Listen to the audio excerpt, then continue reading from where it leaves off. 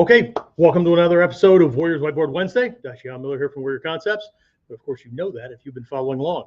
Anyway, all right, so this week we're going to take another look at footwork, legs, that kind of thing, right? Strategic combat footwork. Okay, so what we're specifically going to be looking at, well, at least in part, right, is how to avoid being, how do I say this nicely? How do I avoid being a predictable one-trick pony, if you know what that means, right? One-hit wonder, one-trick pony. We're going to take a look at that from a couple of different perspectives. All right.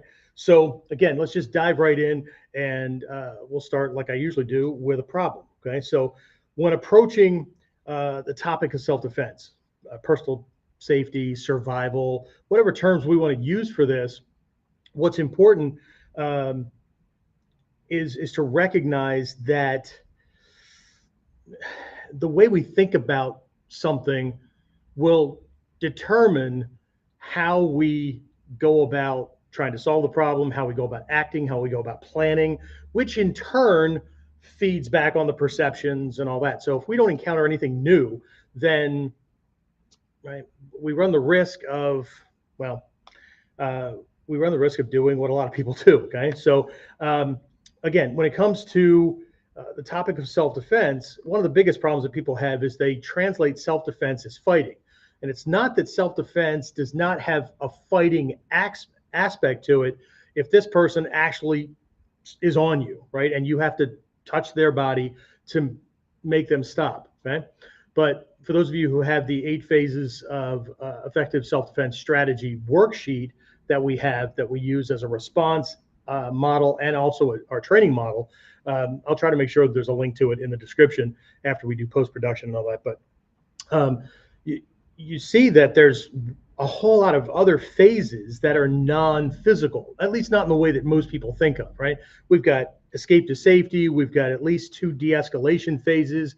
We have post-incident phases. We have 2 of those, one to deal with the legal ramifications or possible battle with the legal system, and also having to deal with your own body, right? And your mind and whatnot shutting down, right? They call it PTSD. That's the fancy thing in today's world. In World War I, it was called shell shock. Right? So, but anyway, right? But what ends up happening is many people end up looking to sport fighters, right? Like boxing, like MMA guys, and maybe even Taekwondo practitioners, right? That whatever's popular at the time, right? And again, just to be clear, right? This is no statement that these guys can't defend themselves or protect themselves or anything like that, because it isn't, okay? What I'm pointing to is, in lieu of knowing any better, or when we define or when we think of self-defense as fighting somebody who is trying to fight me, right? As opposed to surviving against somebody. We'll talk about some of these other options here in a bit, but it's a different realm, right? The reason we're there, all that, okay? So I know I'm singing to the choir. Most of you guys already know. And girls too, right? So, but here's the thing. Not every fight is a self-defense situation. Yes, you're defending yourself and trying to avoid his incoming shots so you can land yours, and then he's doing things to defend or block or whatever so that he can be missed by more of yours than he gets hit by. But that doesn't make it the same, right? So not every fight is a self-defense situation, and not every attack looks, feels, or plays out like a conventional fight, this nose-to-nose, mano-a-mano kind of thing, right? Okay. And well, how do I know? Well, let's see. I grew up in the inner city.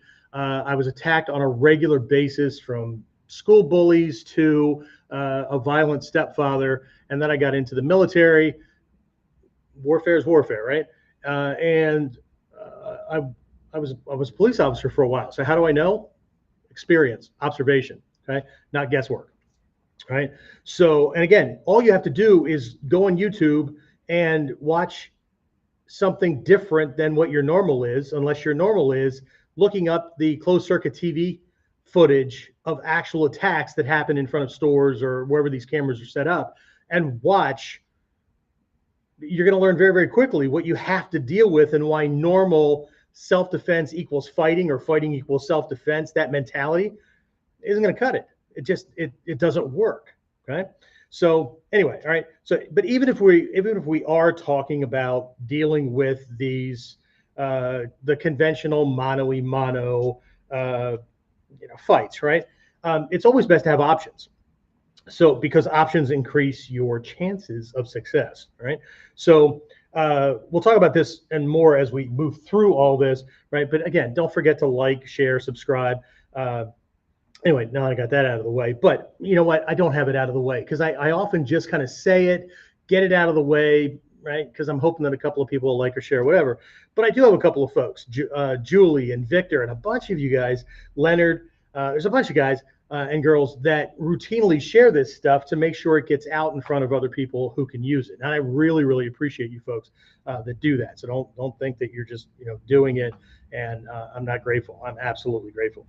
Okay, and I'm hopefully the people that it gets shared with and they didn't know who I was or why the hell is this popping up on their thing or whatever. Don't just blow it off. They can blow it off to the YouTube or the Facebook or whatever algorithm, but those things wouldn't trigger that if they didn't make a match and if these people didn't like or share or whatever, and then the algorithm is matching up like-minded people, right? It knows more about us than probably we know about us. Anyway, all right, so footwork, right? This concept of footwork, this is one of those things like punching that's lumped into one big generic category, right? It's glossed over, or it is limited to one official way, right? So somebody can learn it quickly, and then that's the way to do it. And then the coach yells from the corner of the ring, right? Footwork, footwork, and then because you learned whatever this footwork thing is, right? Okay. And every martial art has theirs. We'll go over a couple of these things in a minute. But so again, we'll be addressing these as we move forward. But let's start with this one-hit wonder, one-trick pony way of doing things. Okay, so in our Gyokko-ryu, in our Gyokko school, there is a set of fundamentals, also known as the Kyo-Nappo, right? So for those of you in the Bujinkan or you've been around for a while and you've heard this term, same term, but it points to something different than those 8 standardized models or techniques that people have learned. Because in the Gyokko-ryu, they weren't called the Kyo-Nappo. There was the Sanden Gamai, or that kind of defensive kind of thing, and then there was the Torite Waza, which did not have 8 grappling things. There were actually, from my recollection, there's 10 or more models in there. Okay, and they're done left side, right side, so now that doubles it. It's not the same thing. The Kyo-Nappo in that reference is a principle for expanding a model, right? Understanding the principles and expanding it so that you create many more models, okay? Let's just say that things are different these days, okay? But there's another area, and I did a whole Whiteboard Wednesday on a bunch of these things, actually. But the one we're going to talk about today, right, there's this concept of ho-ho. Okay? No, it's not Santa's laugh. It's not a giggle, right? Ho-ho, different kanji, right? So it's not the same. We're not repeating things, okay? So we could translate this as footwork. We could translate this as using the legs. But ho does mean method, use, like way of doing something, best practices. That it points in that direction, right? It can also mean direction, but it's that idea of how do I go about doing something most effectively, okay? But this first hole doesn't mean legs. It can mean leg, right? It can mean leg, but the kanji for leg itself is completely different. Same as the kanji for foot, completely different. This hole actually, again, it can be used for legs, but it points to the activities that the legs are involved in. So it can be used to reference walking, hiking, going, those kind of things, right? So it's the method or use of, or how to learn how to maneuver, how to learn, or learning how to, or best ways to to carry the body, right? To get something done that involves self-locomotion, since we're not walking on our arms, right? There's a whole other category for that, okay? So I've heard teachers, Japanese teachers, truncate this to just ways of using the legs, okay? But again, this first whole could be used for a leg, but it's what are you using the legs for? So it's more about the activities. It's more about the movement, the use of, the operation of the legs, those kind of things, okay? So there was a whole bunch of things I was going to do today, and I don't have time for it. So I'll have to, maybe I'll mention some of these, but we just don't have the time for it, okay? So anyway, ways of using the legs. My mom always said I should be a doctor because of my handwriting. My question to her was, what does my handwriting have to do with my ability to save people's lives? Okay. Anyway, so let's see. Again, I'll try to remember to put a link down. I've got 4 pages of notes here for you guys. So I'll try to remember to put a link in the description to the specific training that we did on Ho-Ho, because I expanded that out a lot differently. So a lot of those things I probably won't have to mention, because if you tie this one in to that one, there is a whole list of how to go about training your legs, right? I typically start people with learning the anatomy of the legs and how the 3 joints in the system are designed to work and what the muscles do and whatnot. Do you have to? No. But as Satsumi Sensei used to always say when people would ask that question, do we have to do that, Sensei? No. Then he'd look at somebody else and he'd wink and he'd say, you don't have to breathe either, but we highly recommend it. Okay? Anyway, all right. So did I get my notes out of order here? Yes. Okay. All right. So what do I have?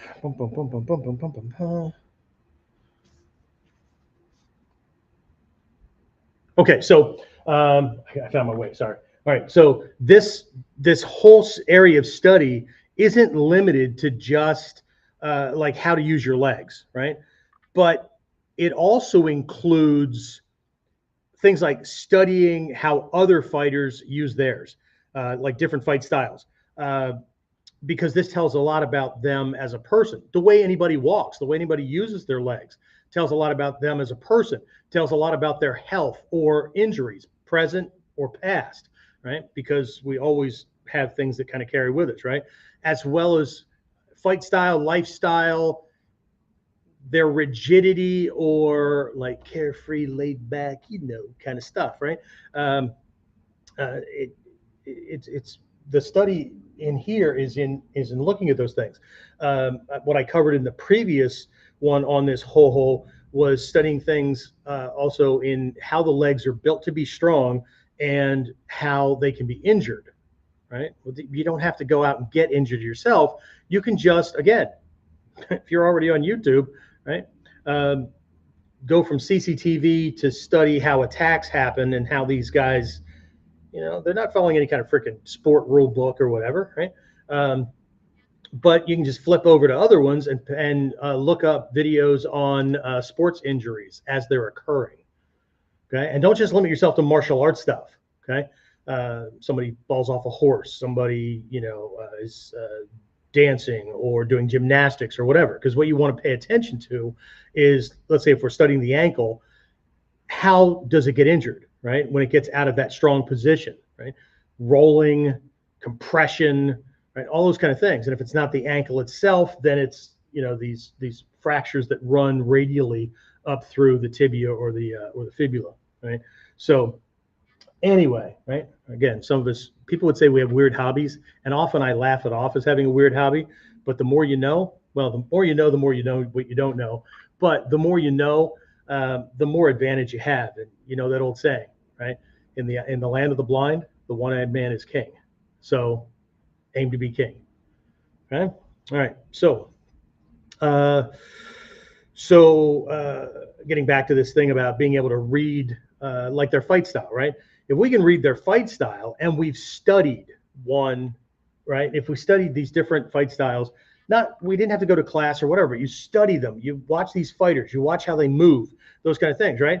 Then you end up knowing what the strengths are, what the weaknesses are, what their preferences tend to be, what those tells happen, or how tells occur that will signal certain types of attacks and whatever. But right now we're focusing on legs, but there's all kinds of things, right? If you can do that, man, if we can do that, we have a huge advantage, right?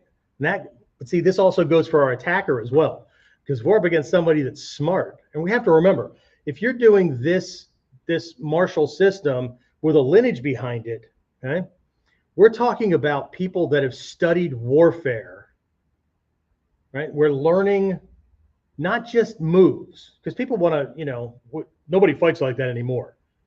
Yeah, right? There was a line in the movie The Matrix where, I don't know if you remember the first movie or if you saw the first movie, if you did, there was a thing where they got jacked into the Matrix, and what's his name? Neo. He said, I need guns, a lot of guns. And they get like snapped into this thing. Next thing you know, there's just all these rows and rows and rows of guns and different types of weapon mechanisms or systems and explosives and all that kind of stuff. And Trinity looks at him and says, nobody's ever done this before. And he said, that's exactly why it's going to work. Okay? Because if you paid attention to the movie up to that point, there was outright statements and there were implications that these agents could defend against anybody. And even if you got a lucky shot or two in, right, they would adapt very quickly because they were learning on the fly. It's AI, right? They were learning on the fly. And so nobody could ever use that same tactic again because they had it. And this is the problem with getting into hive thinking, where we do things the same way everybody else does, right? That gives you no advantage. As a matter of fact, it makes you average or worse. Okay.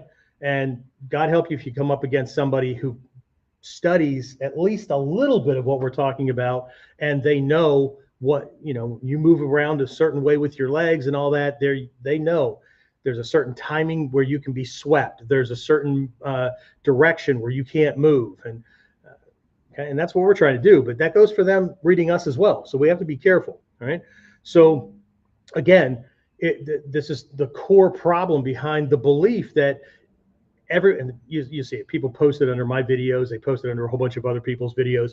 Everybody knows how to fight. This is bullshit, right? What you need to do is get in a ring and learn how to do it right. Okay, fair enough. Thank them for their time. Smile and wave, boys, and let them go about their day. Okay, because as I'm always reminding my students, if you fight like everybody else, then he already knows what you're going to do. Okay, you've got to be tricky in ways that you didn't see anybody else do, because things spread like wildfire. Little ideas that pop out in the martial arts, self-defense, fighting realm, or in any realm, it's like rumors in a business or in an office. It spreads like wildfire and very, very quickly. Okay. All right. So, but again, he knows what you're going to do, and if he's paid attention to more than just throwing hands, isn't that the statement, right? Throwing hands, right? Or whatever. And he's learned to pay attention to the movement, the flexibility, the rhythm, whatever, of the typical fighter footwork. He's going to kill you, right? And if he doesn't kill you, well, then there's always maiming or breaking or whatever. Either way, there's an ER, or, in the kitchen with the wife licking the wounds and putting Band-Aids on and shit like that, right? But either way, he has a huge advantage, right? Over something you may not even know is going on. And this is where we need to focus our attention, okay? So speaking of which, when you contrast somebody's perceptions, okay? There was and a lot of historians would argue that this was the most significant battle in World War II, and it was when the Germans were in the Soviet Union, and it was the attack. It was the attack or the siege on Stalingrad, because Hitler just needed to take this thing because it was named after Stalin, right? And Stalin didn't want to lose it because it was named after him either way, right? When the fighting got close, really close in, I mean, they were literally like feet or yards away from them. There could be Germans in one room in a building and the Soviets in another room, right adjacent, right? And they're like sticking their heads out and trying to shoot. The way the buildings were built, you couldn't shoot through the walls because it wasn't drywall, right? Or they would, try to lob grenades and stuff like that. It was that close, right? What started to turn the tide, because the Germans had never lost. That was their first major defeat. But there were German soldiers who survived that, and you could read it in their journals and their interviews and things like that after the war, where the biggest thing that threw them off was seeing women as soldiers throwing grenades at them, snipers, whatever, right? They weren't nurses. They weren't back home as homemakers, because that was the German perspective, right? Have the good German woman making more German kids, to further the Reich and all that kind of stuff. There was this whole mentality. Now, it didn't always go down in history this way, depending on who wrote it, because, things would be written off to that the Soviet winter is what killed them. Well, yeah, that and starvation. But when you can break somebody's spirit because they run into something that, one, they've never seen before, two, completely goes against their belief system, right? And three, shouldn't work, right? It's just, and they have to figure it out on the fly. Oh, just totally screws people over, right? So the war is not just here. The war is not just this kind of thing, right? In our upcoming fall camp for 2024, just in case you're watching this later in the future, our upcoming fall camp, the theme is body, mind, spirit integration. So one of the things that I'm going to be teaching on is looking at any given technique from 3 different perspectives. So obviously we're going to be doing the physical part, right? And understanding what you're doing to his body with your body, right? But then we're also going to look at it from a strategic perspective. A lot of students get that. Some still need to work on it, right? But then we're also going to look at it from the perspective of breaking his spirit, projecting intention, right? Putting the juice in there, okay? You got all the fuel, right? We've got the techniques and all that kind of stuff. We've got the strategy and whatnot, right? Yeah, okay. So techniques are the fuel. It's the logs and stuff. It's the sticks and whatever you're doing, right? The strategy is the gasoline, right? Because we understand strategically, tactically, right? I need to do something to disrupt him. But it's the throwing intent. It's how you use your eyes on him and his eyes and things like that, right? And you affect his heart, breaking his spirit, right? That's the match that gets thrown on the gasoline, okay? And if you can fight from more than one level, then it's not 2 rams just going at it, right? It's one guy doing his thing and the other one being smart enough to know his thing and the tactics that will neutralize that and take it away from him. Okay. So anyway, all right, let's just keep on moving, and I said stop talking, but I'm teaching. Anyway, all right, so let's do this. Let's see, where am I on my notes again? Okay, but again, that's why we're not talking about just putting gloves on and getting in a ring and doing it like everybody else, right? Okay, so let's take a look at 4 types of footwork, okay? Because every martial art, every fight system has their thing. There isn't just this kind of moving around to be light and quick and easy, right? And we're going to talk about some considerations for why things are not the same from a perspective of Budo. As a matter of fact, Ho-Ho, a lot of classical Japanese martial arts masters, even Moyo Shiba, who converted Aiki Jujutsu into Aikido. Right? He just didn't make shit up, right? He softened it, made it more spiritual, right? But Aiki Jujutsu, that's right in there with Ninpo Taijutsu, okay? So they used the term Sokuho no Budo. Sokuho no Budo. Sokuho no Budo means martial arts of the legs. Okay? And again, this is one of those concepts I go into in the other one. I'll do my best at making sure I put a link down there. But if you go to if you're on the YouTube channel and you go to the live thing where you find my Kuden and these Whiteboard Wednesdays, just scroll back, you'll find it. There's a whole library right there. And on onlineninjaacademy.com / Whiteboard Wednesday, something like that, right? If you go there, there's a whole library of them. All right, so take a look at these 4 footwork patterns, okay? So the first one is, I'm going to call this stepping, but I'm going to describe it here because it's not what most people think of, right? This is actually very short steps. They could be forward, they could be to the side, whatever, but it's more of a stabilizing, holding kind of things. You'll see this a lot in wrestling. You see it in sumo, those kind of things, right? You see it when people kind of end up locking up, right, against each other. So what we're looking at here is I'm not moving. I can't move, right? It could be the civilian defender or the police officer takes a slight step back, right, and clicks that snap on the holster, right, to threaten to pull things, or just there's this little bit of a step, but you're not going very far, and it's more about holding space and just adjusting position. Okay, the big thing here with the footwork, and again, when most people see the word footwork, they think about the feet moving. Okay, but in this one, the center and primary part of the movement is knees, right? The movement and the strength comes from this up down kind of thing for holding, right? And so we may need to broaden the feet a little bit more to hold, to resist, or to counter that action. But you got to be careful. Words have meanings, and meanings can hurt. Anyway, so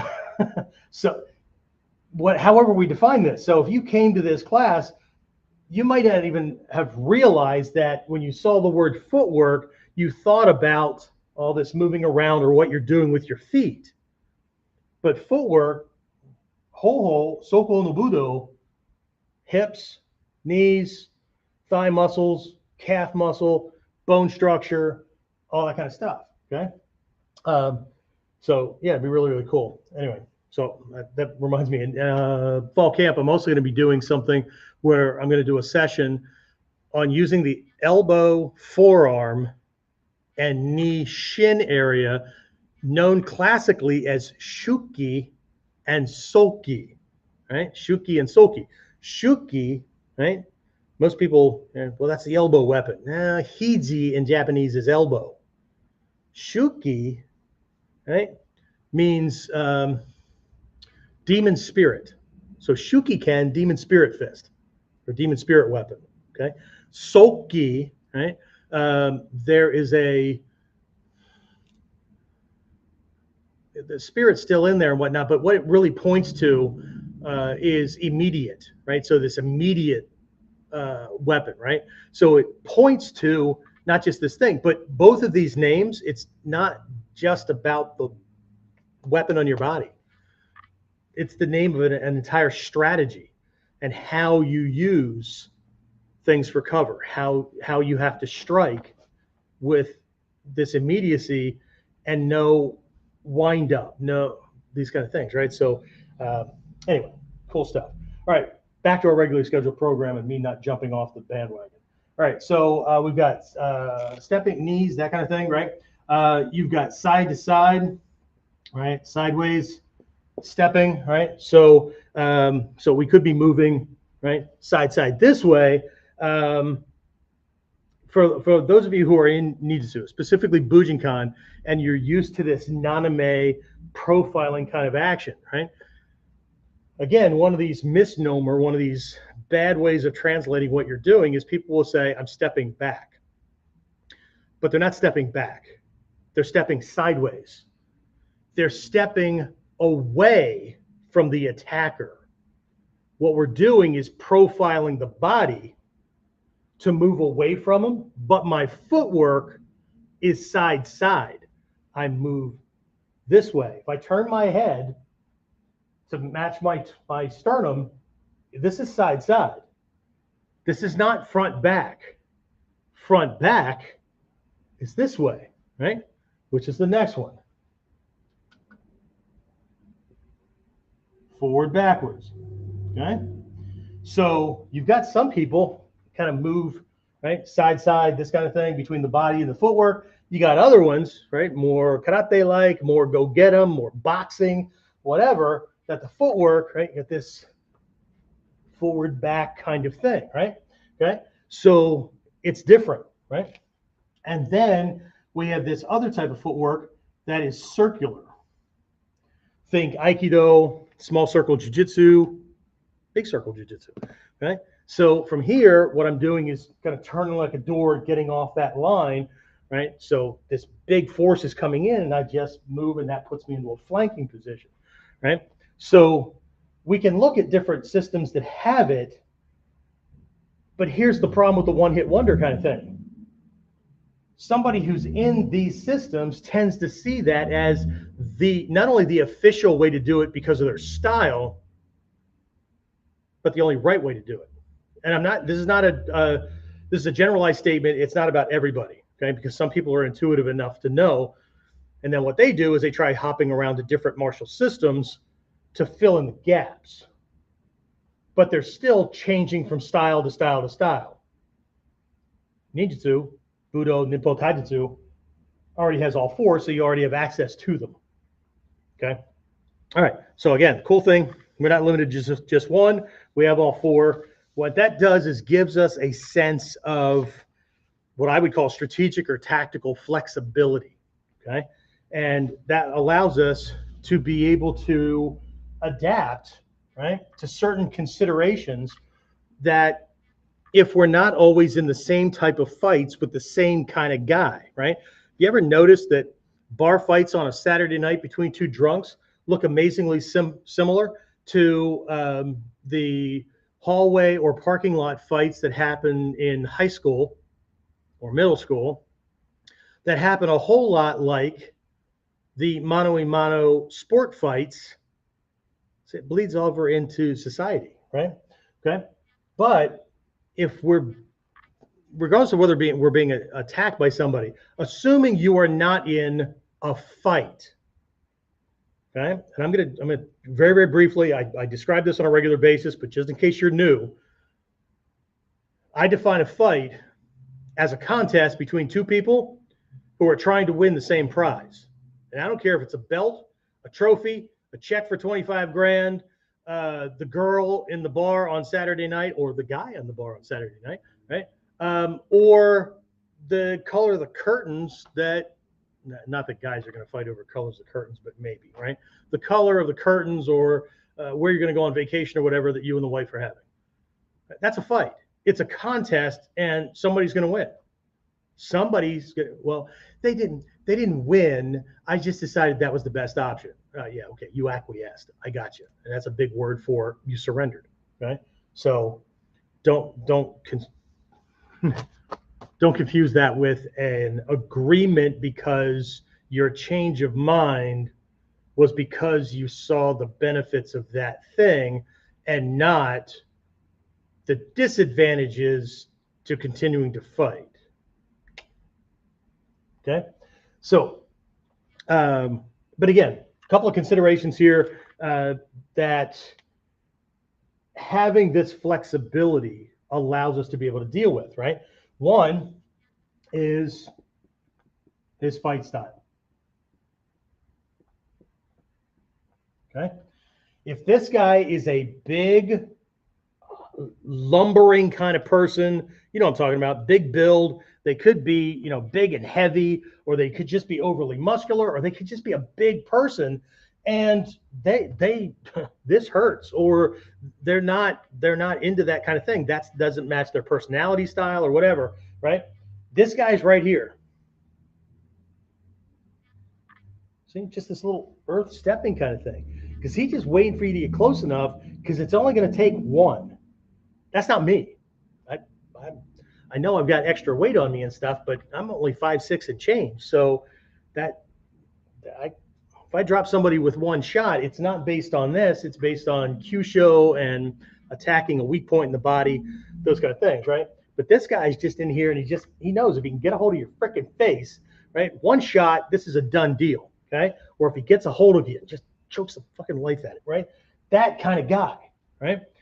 If it's him, shit, I'm going to be all over this or this where, right?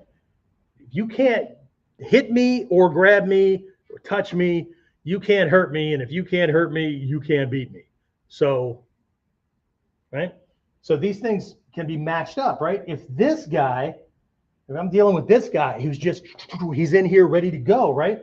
Then I need to be moving back this way, or I need to be this guy moving around. I don't want to be this guy. He's going to hit me 4 times before I get a chance to try to grab his face, okay? Regardless of whether I hurt him or not, right?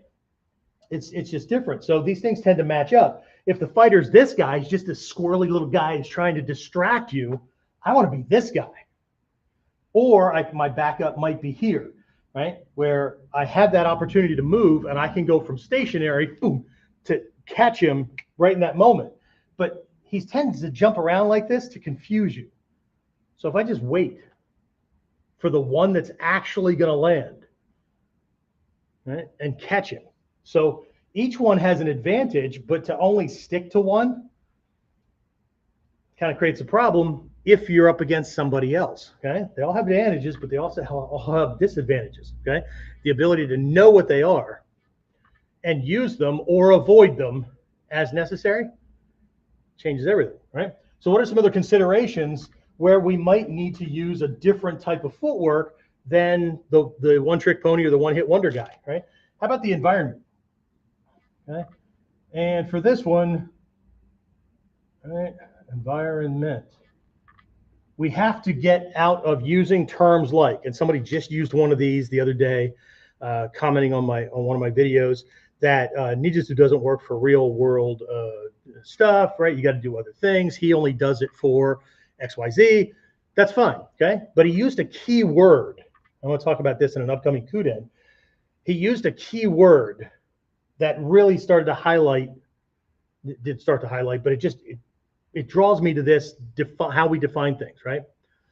In my club, we do it like.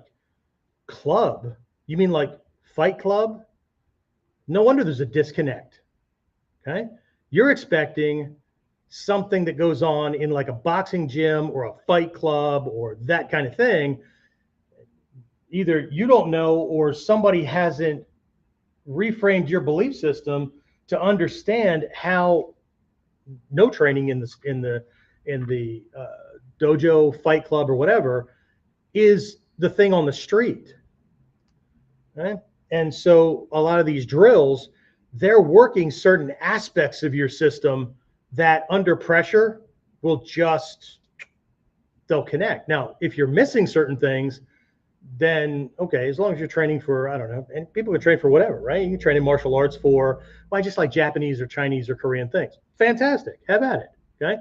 I just like body movement and stuff, and I used to be a dancer, but this seems more interesting. Fan-fucking-tastic, right? Have at it, okay? But if you're looking for self-defense, then if it doesn't jive, go somewhere else, right? Whatever, okay? But everything serves. Okay? It's something Hatsumi Sensei always taught. The things that you don't think are actually serving you, kind of reminds me of a scene in the original Karate Kid where, well, it was a bunch of scenes, right? Where he had to paint the fence and he had him sanding the floor and all that kind of stuff. And then he threw a bunch of shit at him, and this kid just, because that redundancy of movement, right, got in there, right? You don't have to train in a fight scenario to be able to function in a fight scenario. That'd be like saying basic training for soldiers. I was one, right? Well, we shouldn't go to the range and shoot at stationary targets or pop-up targets or do reaction drills. We should split into 2 different teams and just fucking shoot at each other. Well, that'd make for a small army, right? But that's real, Sensei, right? See, the logic, anyway, I get where they're coming from. I also understand the way they define things and the way they think about things. Again, next Kuden, going to go into it much more deeply, just sets you up for just either missing a bunch of stuff that could really help, right? Like, I never get a chance to enjoy the candy because I don't like the wrapper. Okay. It's like folks that the first thing they highlight and look at, right, is my age, my lack of hair, and my gut. And so nothing I say can be useful.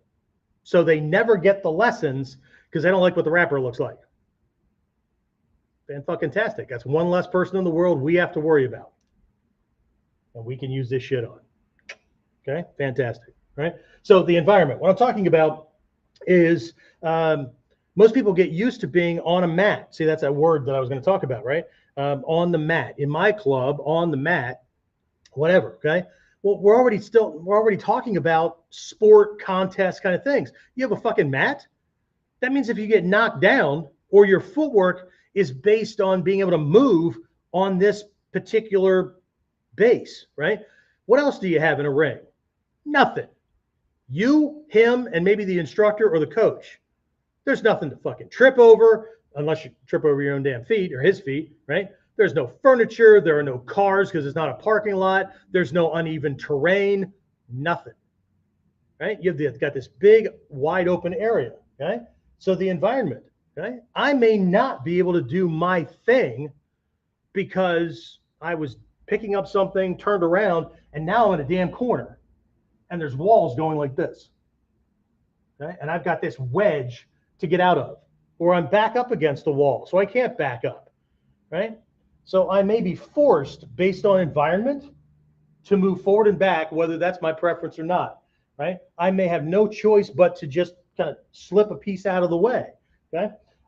Another thing with this evasive stuff that can match, because sometimes they're not cut and dry, right? Where something's coming in and it's, well,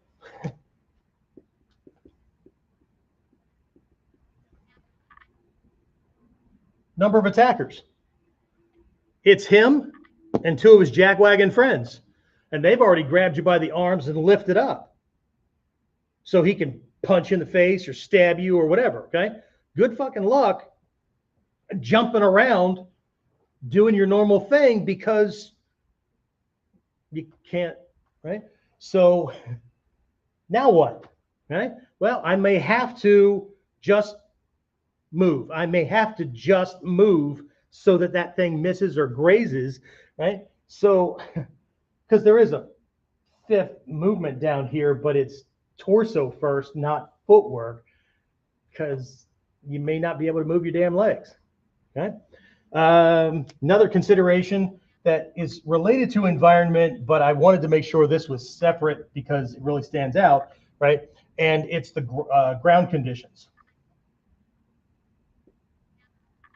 Okay, so I already talked about uneven terrain and stuff like that, right? But what about rainy? What about you're on loose gravel? What about the shoe that you're wearing, right? So we got clothing, right? 5 down here, et cetera, and whatnot. But you have clothing considerations.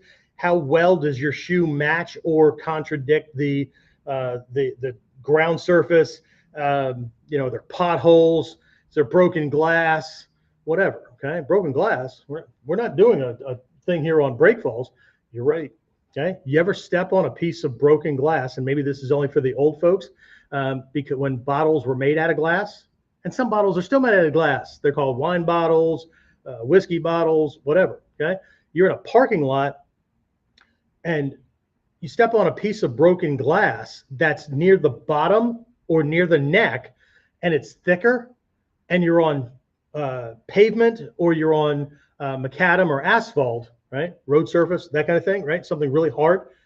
You step on that piece of glass with lateral movement, and it's like stepping on an ice cube, right? And it'll slide out from under you, okay?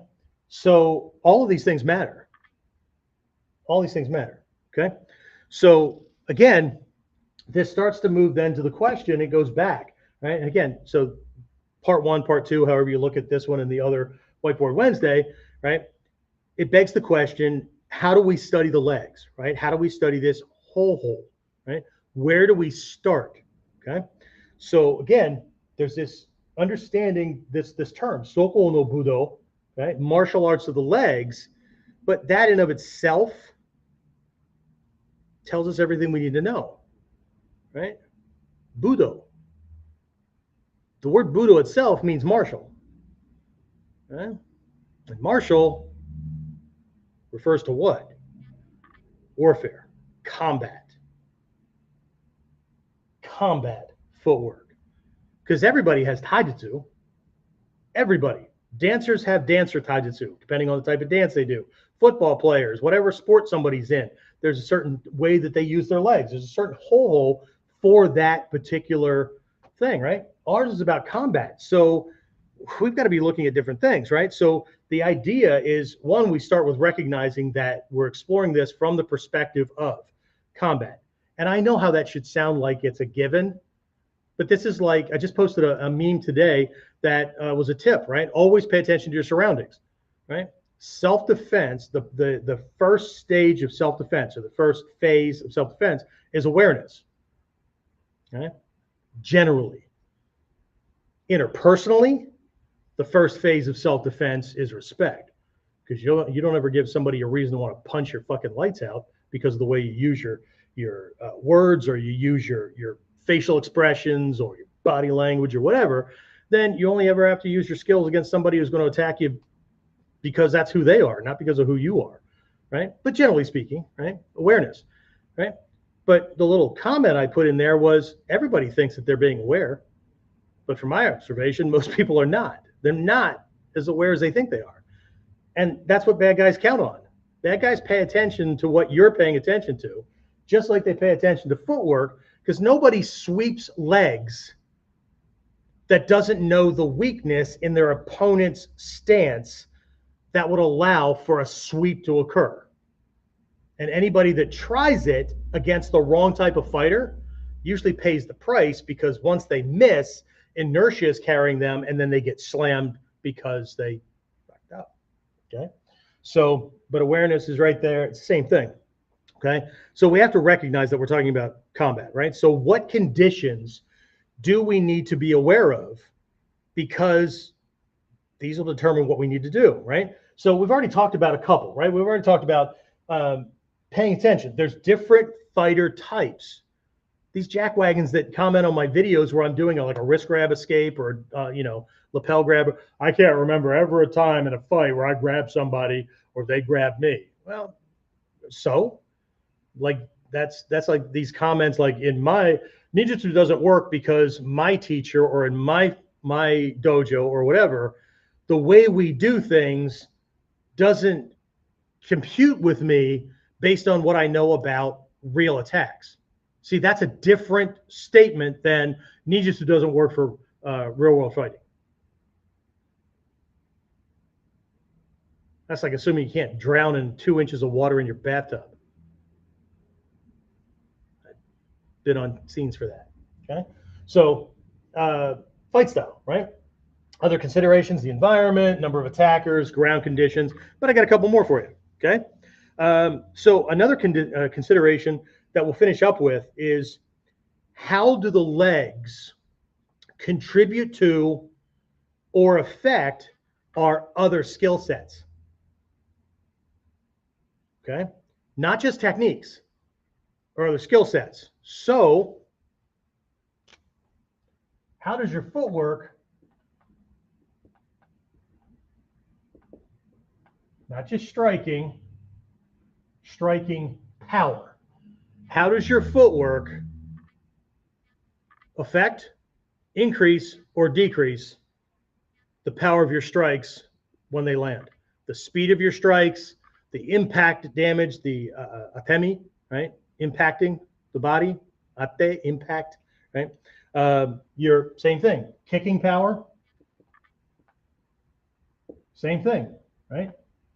Speed, agility, impact. How many times do I have to freaking hit somebody or kick somebody before they go down?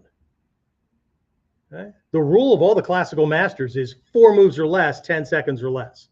See, that already doesn't speak of high school back parking lot fights, bar fights, 2-minute rounds, 5-minute rounds. Holy fuck, that's an eternity. In a survival situation, energy conservation is the key. Jesus Christ, you deal with this guy, you drop him, how many others might you have to deal with that are now coming off a bar stool? Right? a lot of people have the same problem as adults that they had as teenagers when they came up with dumbass ideas and we're going to argue with adults about them. They don't know enough about the thing they're talking about. They know something and they confuse that with knowing everything. It's like doctors having a degree and they're a doctor, but a lot of them, ego gets them convinced that they know everything about everything. And they're fucking wrong. Okay. But anyway, right. So that's why nurses save their asses all the time. Anyway, all right. So next one, balance. Okay. Maintaining balance, right? We'll just stay with maintaining balance, right? Okay. Because legs, if I keep them under me, right? Balance, okay, right? But let's talk about a couple of conditions, okay? Just like with striking power, right? Timing, flexibility, your groundedness when the strike lands, okay? There's something I missed way back here. There's a rule in the scrolls, especially the scrolls of the Gyokko-ryu where this stuff comes from, right? Never get caught on one leg. Never get caught on one leg, okay? Now, there's a whole kamae, this Hicho no kamae, where you're on one leg, but in that when you are prepping to kick or you're avoiding a sweep or something like that, okay? It's not the same. Being caught on one leg means moving your feet and whatnot, where you have this kind of thing going on, and they can attack the leg as it lifts or just before it touches the ground, and your body's prepping for that stability, and they take it away. Our techniques have this shit all over the place, right? Okay. So if you're not supposed to get caught on one leg in the way you move, right? So if you're in for the Friday class, I'm going to show moving with the feet with this half that's a kind of a shuffling step where the feet never get picked up as you're moving. Okay. Every once in a while, when you're out of range, you pick up a foot to move it, but it's a small step, minimizes the amount of time the foot is off the ground before it touches down again. Okay. And it's typically with the rear foot. Okay. Because if you go to move the front foot, right, and they attack, okay. But the point is that you can't maneuver easily and well. The body can't maneuver easily and well until that foot touches down. Okay. The way most people move, they're committed to that action until that foot touches down, which is why people know it, right? You just got to be fast enough that doesn't happen. That's your plan? You just have to be fast enough? What about the day you have the flu? Okay. Well, nobody fights when they're sick. No, nobody in the sport realm fights when they're sick. Attackers would love for you to be fucking sick or injured or ill or tired or not. Today's not a good day, man. Perfect, right? It's a perfect day for me, right? Same kicking power, same thing, right? Balance, maintaining your balance, not just when you're stepping, right? But when he's trying to unbalance you or when you're trying to unbalance him, trying to execute a throw, whatever, okay? More often than not, people's legs are out of sync with things because they don't move from their knees down. They move from their shoulders down, okay? You can't generate power that way, right? In Budo Taijutsu and a lot of the classical martial arts, Ueshiba's Aikido, which was based on Aiki Jiu-Jitsu and those kind of things, the power comes from the ground up. The movement starts in the feet, in the ground, that connection, and comes up, right? So it happens very fast, but what you make sure that you have is stability and groundedness, right? And then you learn to move very, very quickly from there where everything moves same time. In Japanese, in the scrolls, there's a word that shows up over and over again, onaji. Onaji. Onaji means same time. The fist, the foot, the body, same time. Okay? Onaji. Not. Okay? All right. So next one, your overall strategy. Okay. How do your legs contribute to or help you carry out your overall strategy, right? Again, we're going to go back that never get caught on one foot, okay? So if you're not supposed to get caught on one foot, what's that say about these guys that hop around and at the same time, both feet are up off the ground? That works because there's a dreaded disease that I warn students about in our dojo. We call it dojo syndrome. What that means is you learn how to do this stuff, and everybody knows about certain things, and everybody either dismisses or doesn't know about the same things. And so you never get caught doing dumb stuff. So it works in the dojo, so we believe it's going to work out there. Okay. Okay. Yeah. My logic worked with my buddies when I told them what I was going to tell my wife when I came home late. And then I'm confused because it didn't work on my wife because she saw through my bullshit. So anyway, all right. Next one. How does it contribute to evasion? More than just moving your damn feet. Okay. More than just moving the feet. Full body versus just bobbing and weaving with the head, that kind of thing, where there is no footwork, right? And it's all upper body, that kind of thing. But how? How does it help, right, with any move that you do? Right? Timing, right? And ability to move quickly, right? So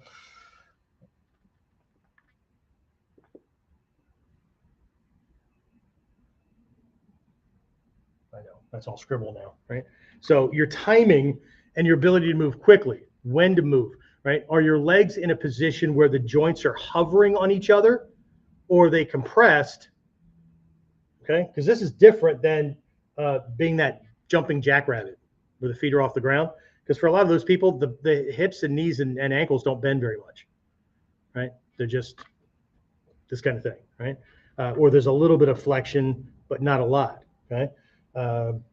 There's a condition or a state where there's certain muscles that you fire that you go from this resting where it's on there to where the muscles kind of lift the joint. So, and then there's this little bit of movement that's going on in there because it's easier to redirect something that's already in motion and to get it into motion faster than something's at a dead stop. And if you don't believe me, go back to doing full stops at stop signs instead of those tricky little California stops. And the reason why we do California stops is because you get fucking back, you get up to speed faster. Okay. So staying in motion, that kind of thing. Okay.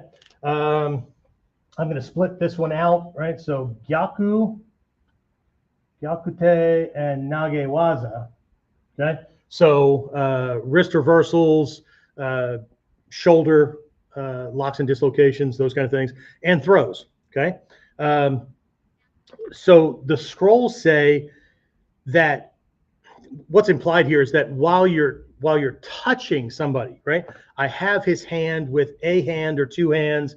I have, by the elbow or whatever, while my hands or a body part, if I'm doing ganseki, whatever, is touching him, okay? The technique itself is done with the legs. It's not, right?